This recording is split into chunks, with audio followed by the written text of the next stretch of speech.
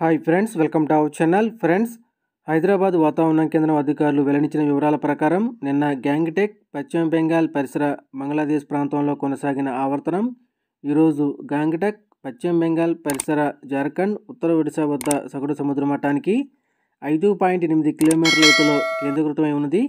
ఇది ఎత్తుకు వెళ్లే కొద్దీ నైరుతి వైపుకు వంగి ఉంది.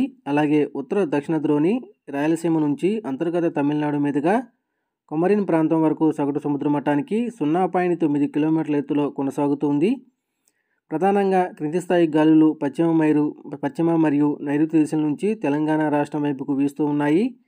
వీటి ప్రభావంతో తెలంగాణలోని ఆదిలాబాద్, కొమరంభీం, మంచిర్యాల, నిర్మల్, నిజామాబాద్, జగిత్యాల, రాజన్న సిరిసిల్ల, కరీంనగర్, పెద్దపల్లి, జయశంకర్, భూపాలపల్లి, ములుగు, భద్రాద్రి కొత్తగూడెం, ఖమ్మం, మహబూబాబాద్, వరంగల్, హన్మకొండ, రంగారెడ్డి, హైదరాబాద్, మేడ్చల్, మల్కాజ్గిరి, వికారాబాద్, సంగారెడ్డి, మెదక్, కామారెడ్డి, మహబూబ్నగర్, నాగర్ కర్నూల్, వనపర్తి, నారాయణపేట, జోగులాంబ, గద్వాల జిల్లాల్లో అక్కడక్కడ వర్షాలు కురిసే అవకాశం ఉంది. అదేవిధంగా ఏపీలోని కోస్తాంధ్రలోని పలు జిల్లాల్లో భారీ వర్షాలు కురుస్తాయని అమరావతి వాతావరణ కేంద్రం తెలిపింది. శ్రీకాకుళం, విజయనగరం, పార్వతీపురం, అల్లూరి సీతారామరాజు, కృష్ణా, బాపట్ల తదితర జిల్లాల్లో భారీ వర్షాలు కురిసే అవకాశం ఉందని వాతావరణ శాఖ తెలియజేస్తుంది.